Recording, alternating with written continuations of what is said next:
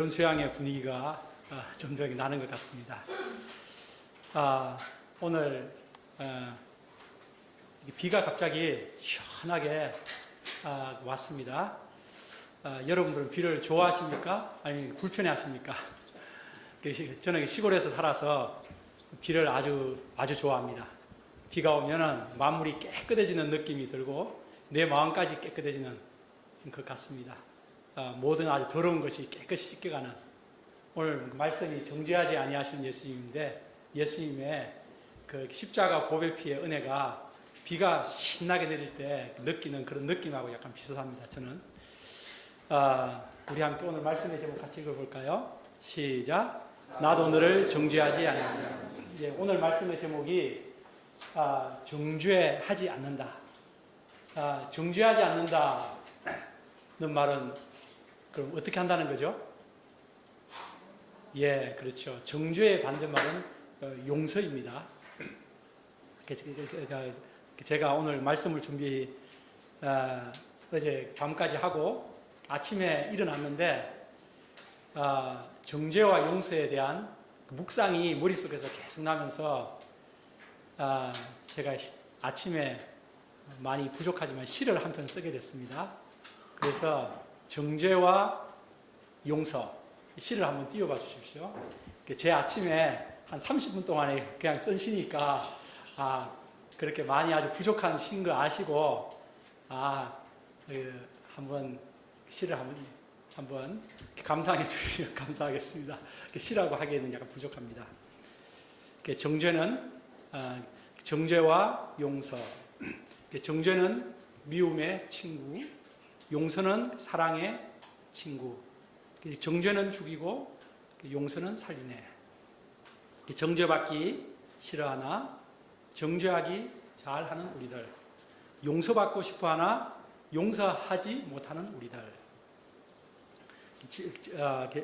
정죄 속에 자란 아이 정죄하는 어른이 되고, 용서받으며 자란 아이 용서하는 어른 되네. 인간사 행복과 불행, 정죄와 용서의 차이. 정죄하는 곳에 지옥 오고 용서하는 곳에 천국 오네. 정죄는 사단의 수작, 용서는 하나님의 작전. 정죄로 가득한 이 세상에 그분께서 오셨네. 용서의 왕께서 오셨네.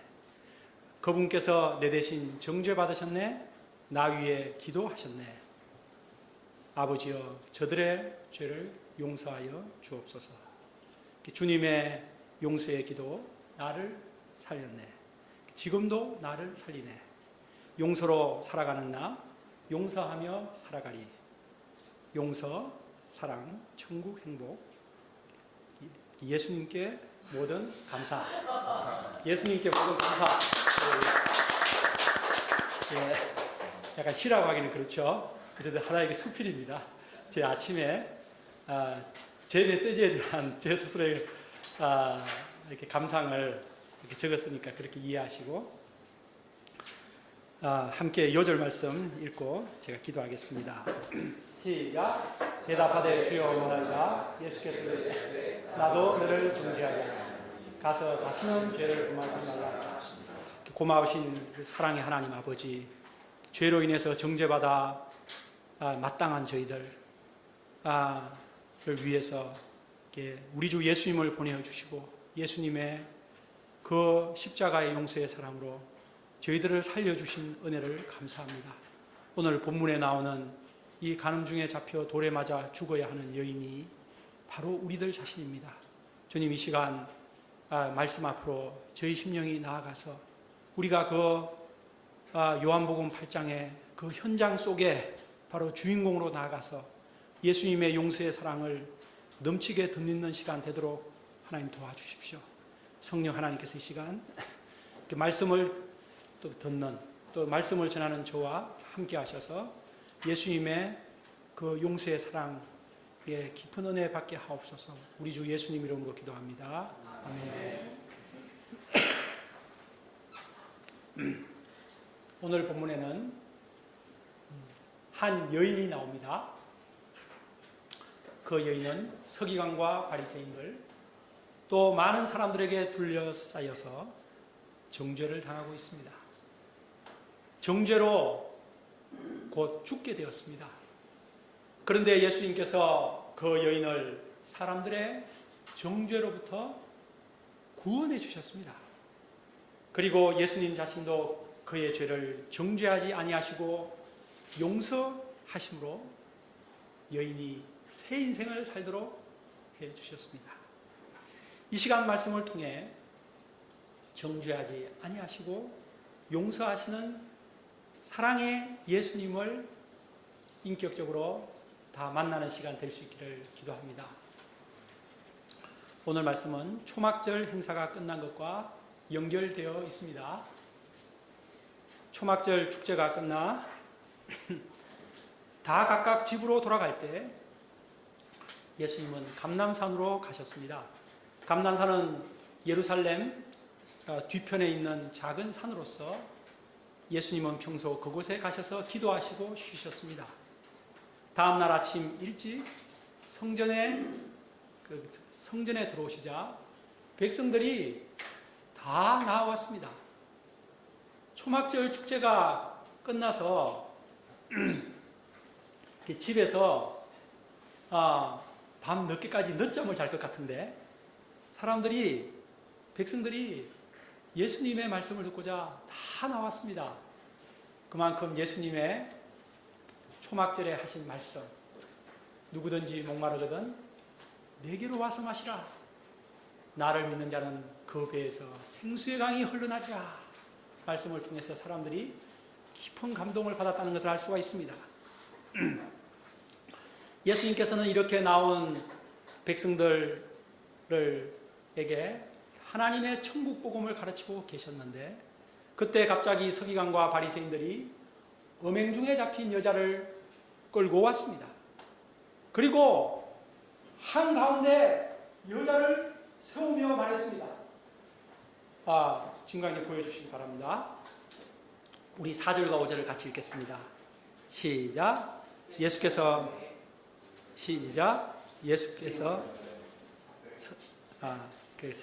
4절과 5절입니다. 시작.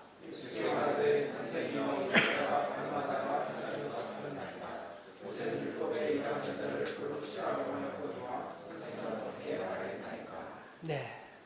그들이 이렇게 말하고 있는 것은 예수님을 고발할 조건을 얻고자 함이었다고 기록하고 있습니다.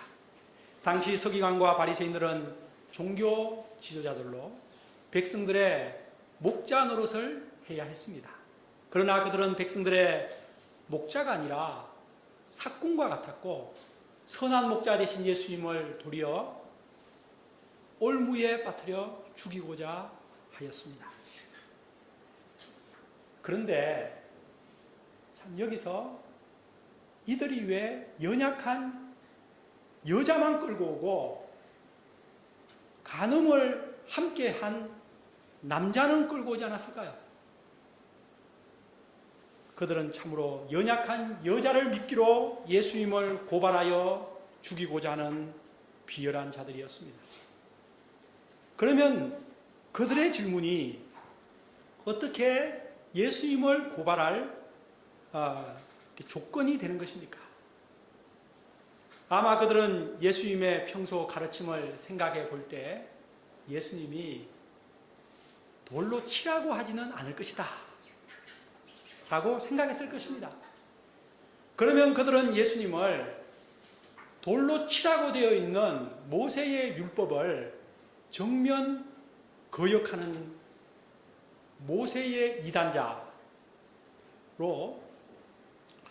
산헤드린 유대 공회에 고발할 수가 있습니다. 그런데 만약 예수님께서 돌로 치라 말할 경우는 예수님의 지금까지의 사랑의 가르침과 배치가 되어 백성들이 예수님을 더 이상 따르지 못하게 할 수 있다고 기대했을 것입니다. 무엇보다 당시 사람을 죽일 수 있는 권한은 로마 총독에게만 있었기 때문에 돌로 치라고 한 예수님을 살인 교사죄로 로마 총독에게 고발할 수가 있었습니다. 예수님은 돌로 치라 하든 치지 말라 하든 어떻게든 다 걸려들 수밖에 없는 진퇴양난의 위기에 빠진 것 같습니다. 그러면 서기관과 바리새인들의 질문을 받은 예수님은 어떻게 하셨습니까? 예수님은 질문에 당장 대답하지 않으셨습니다. 대신에 예수님은 몸을 땅에 굽혀 손가락으로 땅 바닥에 무엇인가를 쓰기 시작하셨습니다. 예수님께서 무엇을 쓰셨을까? 그것을 궁금해하는 사람들이 아주 많은데 아무도 알 수는 없습니다.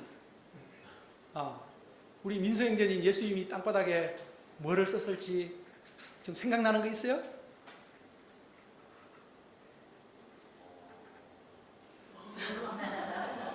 예, 무슨 대답해 봐요.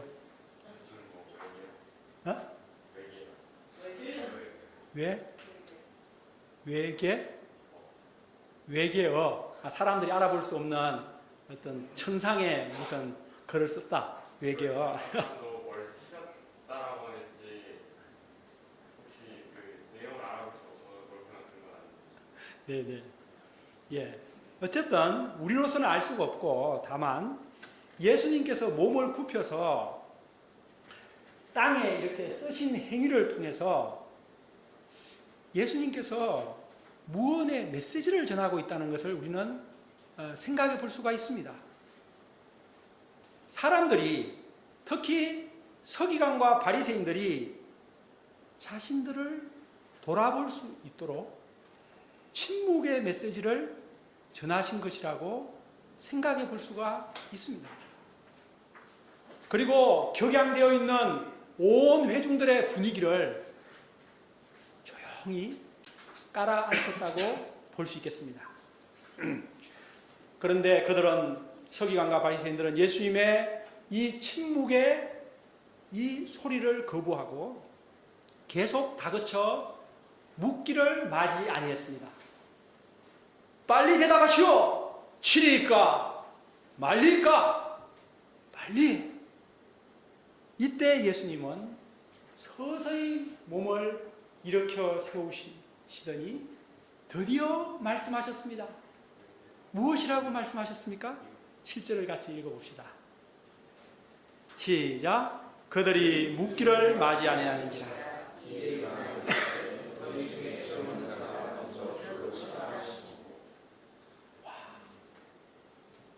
너희 중에 죄 없는 자가 먼저 돌로 치라.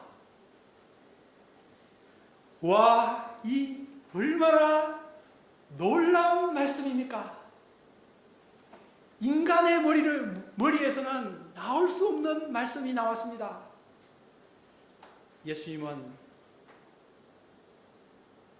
예수님께서 돌로 치라고 하셨습니까?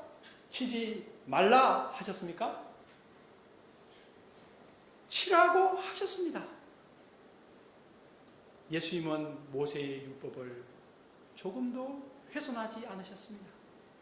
간음죄가 돌에 맞아 죽어야 하는 죄임을 인정하셨습니다. 그러나 예수님은 돌로 치되 누구만 치라고 하셨습니까?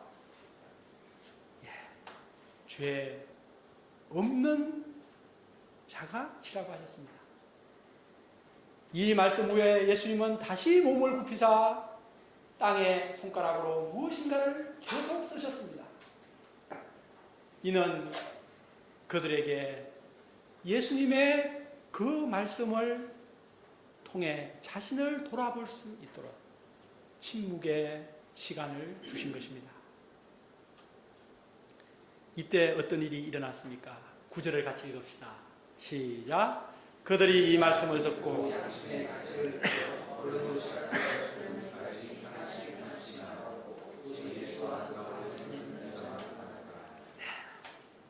너희 중에 죄 없는 자가 돌로 치라. 이 말씀은 사람들의 마음을 깊이 찔렀습니다. 너희 중에 죄 없는 자가, 이 말씀은 거울과 같아서 사람들의 이 자신들의 마음을 비추었습니다. 자신의 죄악된 마음을 비추고 양심을 일깨웠습니다. 너희 중에 죄 없는 자가 돌로 치라. 이 말씀 앞에 아무도 돌로 여인을 칠 사람이 없었습니다. 어른으로부터 시작하여 젊어지기까지 하나씩 다 나갔습니다. 한 사람도 그 자리에 남아있는 자가 없었습니다. 이를 통해서 우리는 모든 사람이 다 죄인이구나 라는 분명하고도 놀라운 진리를 알게 됩니다. 로마서 3장 10절과 23절은 이렇게 말하고 있습니다. 기록된 바 의인은 없나니 하나도 없으며 There is no righteous, not even one. 모든 사람이 죄를 범하였음에 하나님의 영광에 이르는 자가 없나니. 사람은 모두 죄인입니다. 서기관도 죄인이고 바리새인들도 죄인이고 돌을 들고 있는 그 무리들도 다 죄인들입니다. 물론 여인도 죄인이고 저도 죄인이고 여러분들도 다 죄인입니다. 맞지 않습니까? 혜인 자매님? 우리가 다 죄인들입니다. 다만 죄가 드러난 죄인인가, 죄가 드러나지 않은 죄인인가의 차이가 있을 뿐입니다. 여인은 지금 죄가 드러난 죄인입니다. 그 주변에 있는 모든 사람들은 죄가 감추어져 있는 죄인들입니다. 여인은 죄가 드러나 많은 사람들 앞에서 수치와 정죄를 당하고 있습니다. 그러나 본문의 여인의 모습은 바로 우리들의 모습입니다. 다만 우리들은 죄가 드러나지 않았을 뿐 다 똑같습니다. 이 땅에서는 죄가 드러나지 않아 사람들로부터 정죄를 평생토록 피하며 살 수 있을지 모르지만 결국 마지막 날 하나님 앞에 갔을 때 모든 사람의 모든 죄가 다 드러나게 됩니다. 너희 중에 죄 없는 자가, 이 말씀 앞에 모든 사람이 다 나가고 오직 여자 한 사람만 남았습니다. 그리고 여전히 땅에 무엇인가를 쓰고 계신 예수님만이 남았습니다. 그때 예수님께서 마침내 일어나셨습니다. 그리고 여인에게 말씀하셨습니다. 여자여, 너를 고발하던 그들이 어디 있느냐? 너를 정죄한 자가 없느냐? 여기서 예수님은 간음 중에 잡힌 여인을 여자여라고 부르셨습니다. 이는 귀나이로 존칭어입니다. 예수님께서 물을 포도주로 만드실 때 자신의 어머니 마리아를 귀나이라고 부르셨습니다. 예수님은 간음 중에 잡힌 여자를 하나님의 귀한 딸로 부르셨습니다. 그리고 예수님은 여자를 고발하고 정죄하던 자들이 아무도 없다는 것을 확인시켜 주셨습니다. 정죄의 고통과 죽음의 공포로부터 여인에게 구원을 확인시켜 주신 것입니다. 이제 그녀를 고발할 사람도 정죄할 사람도 아무도 없습니다. 여인은 대답합니다. 주여, 없나이다. 그러자 예수님께서 무엇이라고 여인에게 말씀하십니까? 우리 11절 후반부 예수께서 거기부터 읽겠습니다. 시작. 예수께서 이러시되 나도 너를 정죄하지 아니하노니 가서 나도 너를 정죄하지 아니하노니.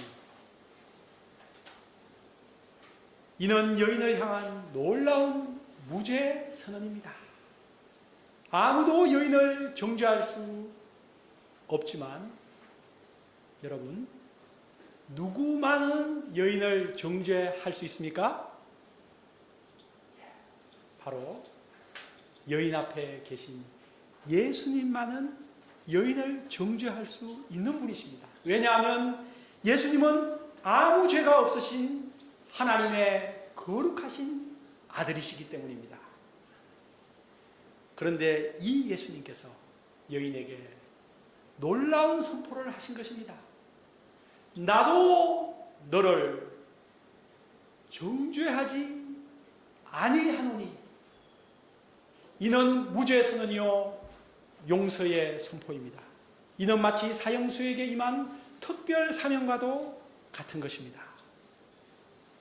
나도 너를 정죄하지 아니하노니. 이 예수님의 무죄 선언을 통해 여인은 정죄의 고통으로부터 구원을 받았고 새 인생을 살게 되었습니다. 여러분, 여인에게는 분명 간음죄를 지었다는 분명한 죄목이 있습니다. 그런데 예수님은 유죄 선고를 하지 아니하시고 무죄 선고를 하십니다. 그리고 가라고 하십니다. 그러면 여러분, 질문이 우리들에게 생깁니다. 그러면 여인의 지은 죄는 어떻게 되는가? 성경은 분명히 죄의 삭선 사망이라고 하나님께서 말씀하지 않았는가? 그런데 어떻게 되는 것인가? 여인의 죄에 대한 형벌은 도대체 누가 책임지는가? 그 대답은 바로 우리 구주 예수님입니다. 예수님께서 여인에게 나도 너를 정죄하지 아니하노니 말씀하셨을 때 그 깊은 의미는 여인의 죄값을 내가 대신 담당하겠다는 뜻입니다. 사람들은 모세의 율법을 근거로 여인을 정죄했습니다. 여인을 돌로 쳐 죽이고자 했습니다. 그들 중 어느 누구도 여인의 죄를 대신 담당하려고 하지 않았습니다. 물론 여인의 죄를 대신 담당할 수 있는 자격이 되는 사람은 아무도 없습니다. 그러나 오직 예수님만은 여인의 죄를 대신 담당할 수 있는 자격이 있으신, 자격이 되는 유일한 분이십니다. 왜냐하면 죄 없으신 거룩한 하나님의 아들이시기 때문입니다. 예수님은 여인의 죄를 대신 담당하십니다. 여인의 죄를 대신 지심으로 여인에게 새 생명의 기회를 주십니다. 예수님은 이 여인뿐만 아니라 세상의 모든 사람들, 여러분과 저를 정죄하지 아니하시고 용서하십니다. 세상의 모든 사람의 죄를 대신 담당하시고 용서해 주십니다. 예수님은 우리가 죄로 인해 받아야 하는 마땅한 그 정죄와 죄로 인한 저주의 값을 십자가를 지심으로 대신 담당하셨습니다. 갈라디아서 3장 13절은 예수님께서 지신 십자가의 의미를 이렇게 말하고 있습니다. 그리스도께서 우리를 위하여 저주를 받은 바 되사 율법의 저주에서 우리를 속량하셨으니 기록된 바 나무에 달린 자마다 저주를 받은 자라 하였음이니라. 십자가 나무에 달려 우리 대신 저주받으신 예수님을 생각할 때 감사가 됩니다.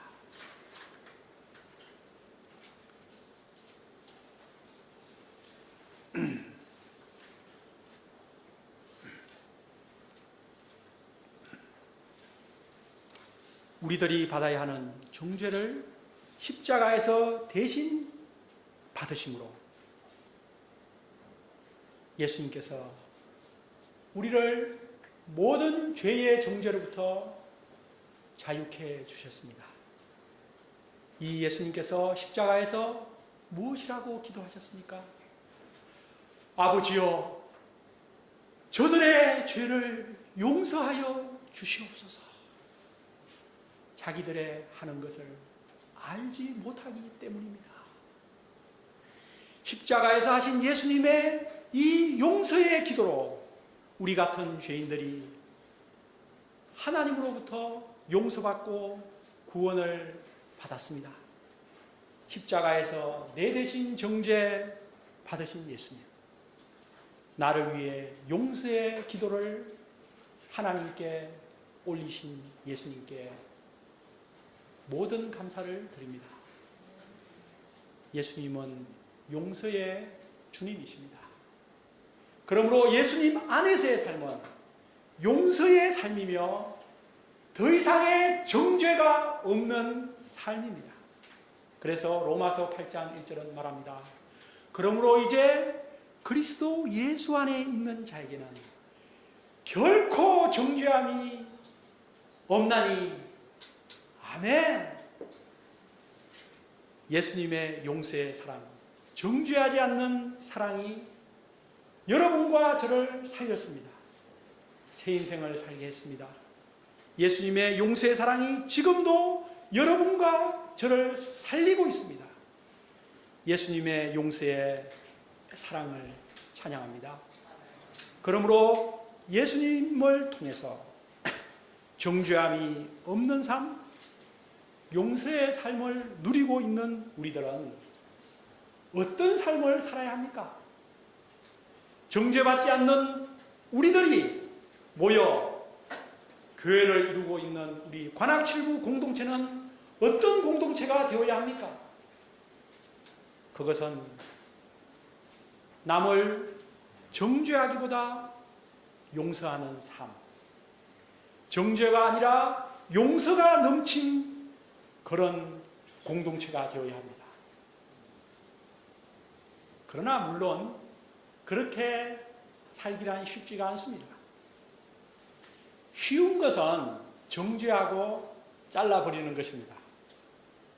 현대 시대는 돌을 던질 수는 없기 때문에 이제 상종을 하지 않는다든지 아예 뒷담을 하거나 공동체에서 쫓아내버리는 방법을 씁니다.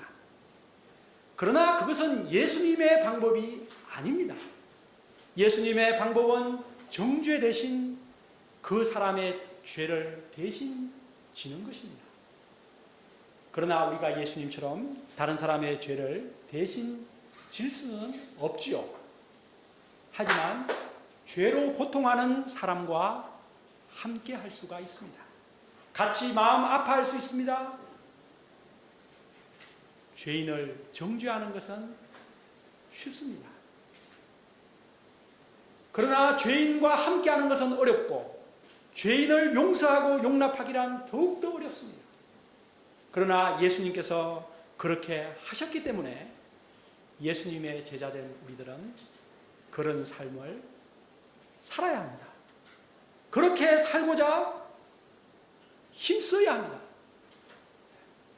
안 되면 기도하면 됩니다. 그러면 하나님께서, 성령님께서 힘을 주십니다. 여러분, 질문을 드려보겠습니다. 세상에서 가장 하기 쉬운 것이 무엇인지 아십니까? 오늘 말씀에 기초해서 대답을 해 보십시오. 무엇이겠습니까? 누가 대답했죠? 누가 방금 대답했는데? 우리 아브라함 목장님께서 맞습니다. 아브라함 목장님, 그럼 세상에서 가장 하기 쉬운 게 정죄라고 했잖아요. 남을 비판하는 거. 그것이 왜 가장 쉬운지 아세요? 책임을 떠넘기고 아무 이렇게 잘못한 사람이 이렇게 욕먹는 거 당연하니까. 예, 뭐 그렇게 아주 수준 높게 대답 안 해도 됩니다. 우리의 눈이 어떻게 돼 있죠? 예, 남을 보는 것으로만 돼 있습니다. 밖으로. 보면 판단이 되고 비판을 하게 되고 허물이 보이고 단점과 결점이 보이지 않습니까? 그러니까 이 눈이 밖으로만 돼 있기 때문에 눈이 안으로 이렇게 탁 비추는 이런 것이 없고 밖으로 보기 때문에 세상에서 가장 하기 쉬운 것이 남을 비판하고 정죄하는 것이고, 반대로 세상에서 가장 하기 힘든 것이 무엇인가 하면 남을 용서하는 것이라고 되어 있습니다. 그래서 가장 위대한 것이 용서하는 것입니다. 여러분 이거 하셨습니까? 용서하는 사람이 가장 위대한 사람이에요.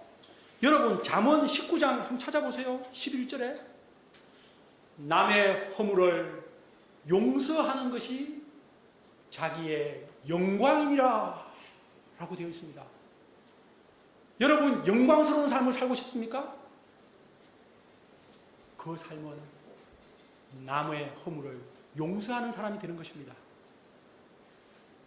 남을 비판하고 정죄하는 사람은 수준 낮은 삶을 사는 것이고, 남의 허물을 용서하는 사람은 영광스러운 삶을 사는 사람인 것입니다. 교회는 죄인들이 모여서 살고 있기 때문에 때로 서로 생채기를 내기도 합니다. 때로 어떤 사람은 악취를 풍기기도 하고 때로 열받는 사람도 있습니다. 때론 저런 사람을 내버려 두었다가 우리 교회 공동체가 어떻게 되는 것인가 우려가 되기도 합니다. 그러나 예수님처럼 우리도 다른 사람의 죄 문제를 위해 함께 고통하고 함께 아파하고 함께 기도하는 공동체가 되어야겠습니다. 그래야 우리 모임이 정죄하는 공동체가 아니라 예수님의 용서의 은혜를 깊이 누리는 공동체가 될 수 있을 것입니다. 여러분 관악칠부에 오면 이렇게 용서하고 사랑하는 그런 걸 느끼고 싶지 않습니까? 그 모임에 가면 막 정죄당하는 것 때문에 힘들어. 그런 모임이 되기를 원하지는 않죠. 우리 관악칠부가 예수님의 용서의 사랑을 잘 배우고 실천하는 교회가 되기를 기도합니다. 교회뿐만 아니라 여러분의 가정이 또 여러분의 부부 생활이 서로 용서해주고 사랑함으로써 행복이 넘친 가정, 행복한 부부 생활 영위하시기를 기도합니다. 우리 모두 예수님을 배워 용서의 사람, 사랑의 사람이 될 수 있기를 간절히 기도합니다. 기도하겠습니다. 고마우신 하나님 아버지, 참으로 감사합니다. 서로 비판하고 정죄하기 잘하는, 그래서 참으로 고통스럽고 심하면 아주 지옥 같은 삶을 사는 이 세상에 용서의 예수님을 보내주셔서 예수님의 정죄하지 않는 그 무궁한 용서의 사랑을 받으며 저희들 살아가게 하시니 감사합니다. 주님의 그 용서의 사랑으로 저희가 지금도 살아갈 수 있음을 믿습니다. 주님, 용서받은 저희들, 또 용서 현재도 받고 있는 저희들, 참으로 남을 사랑하고 용서하는 그런 성숙한 사람, 참 영광스러운 삶을 살게 축복하여 주옵소서. 우리 교회가 그런 교회 되게 하옵소서. 예수님 이름으로 기도합니다. 아멘.